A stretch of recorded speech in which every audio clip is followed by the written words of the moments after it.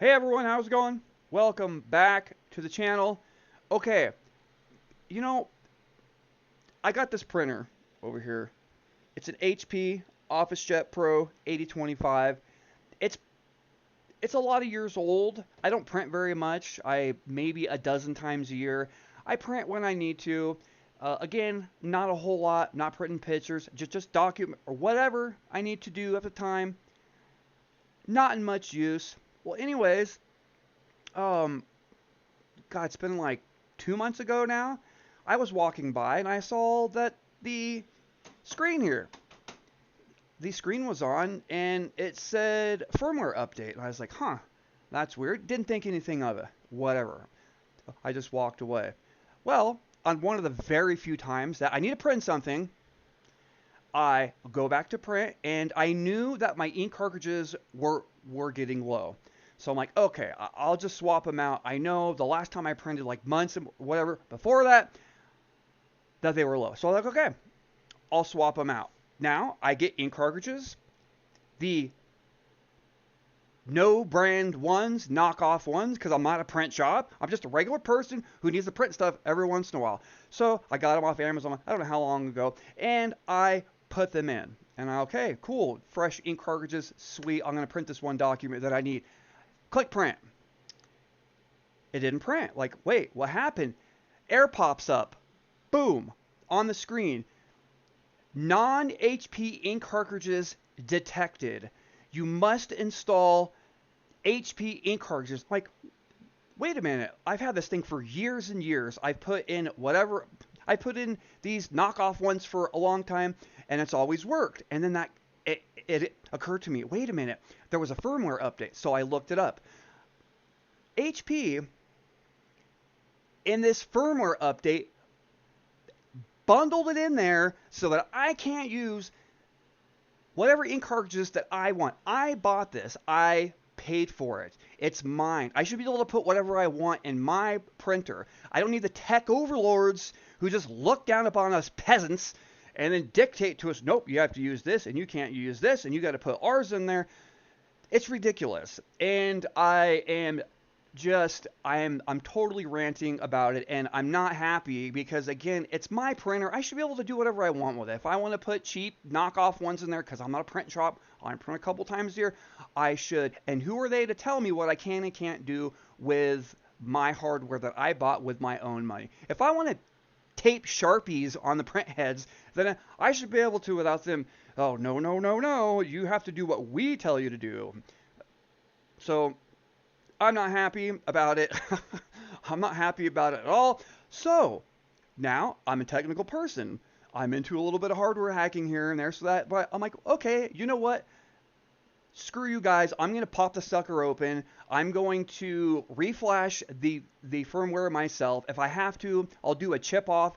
I'll pull the chip off the board. I'll reflash with old firmware.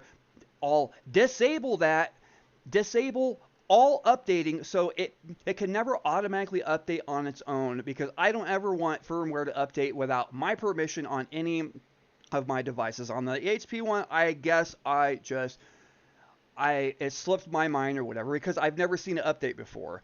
So that's what I'm going to do, a video series on breaking into this thing and we're going to strip it down, and I want to pull the firmware off and either reflash old firmware from a previous version or modify the firmware so it takes that stupid change out of there so I can put in my knockoff freaking $30 ink cartridges or however much I paid for them and not have to buy the $7 billion HP ink cartridges that I use a couple times a year. So that's what this video is going to be about. And now there are some people like, well, wait a minute. Why don't you just get old firmware and then update it? Because it does have an update function on there. Because I can't, because it's grayed out. Because in order to get that update function to work, I have to sign up for some HP service application thing and log in, and I don't want to because I shouldn't have to because it's my printer that I paid for. So anyways, rant rant is over. I'm just really frustrated. Like, a lot of these big tech companies now are doing this. They're they're getting rid of the right to repair.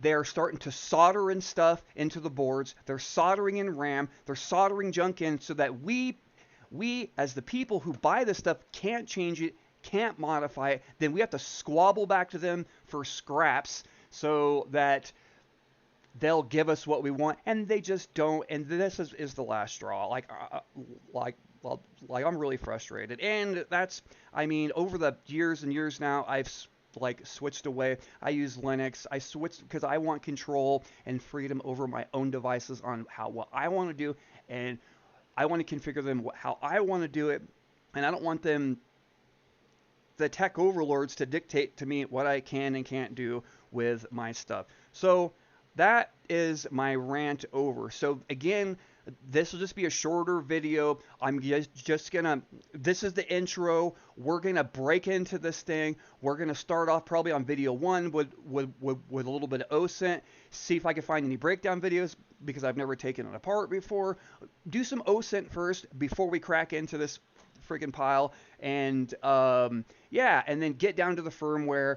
Try to dump it. If I can't dump it, then I'm going to do a chip off extraction. I'll desolder the chip, I'll pull it off, and then if all in the end, and if it explodes, then I'll just get a freaking hammer and I'll beat it with a hammer.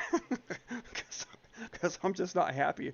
I'm so frustrated. I just want to print something. Not even a lie. I just want to print a couple things, and I can't because my tech overlord dictators said, no, no, no, you can't. You need to buy what we tell you to buy, or you're not using your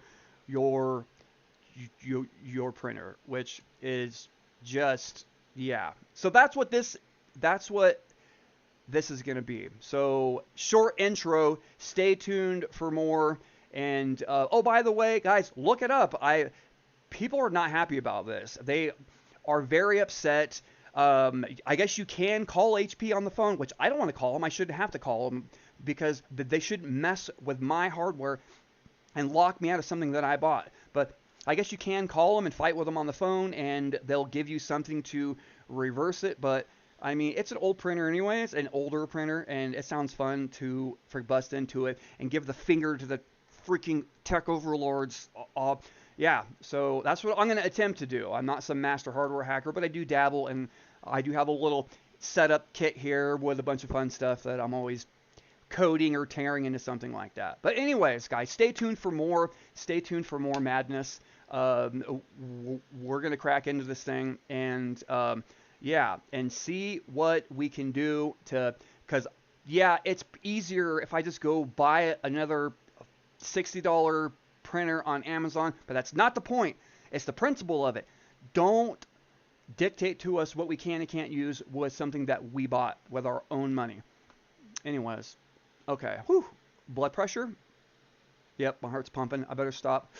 Do a little breathe. See, I even got the little incense going here. Zen. It's okay. It's okay. Okay, boys and girls, that's going to do it for this video. This is just a short intro. Again, we have an HP OfficeJet Pro 8025.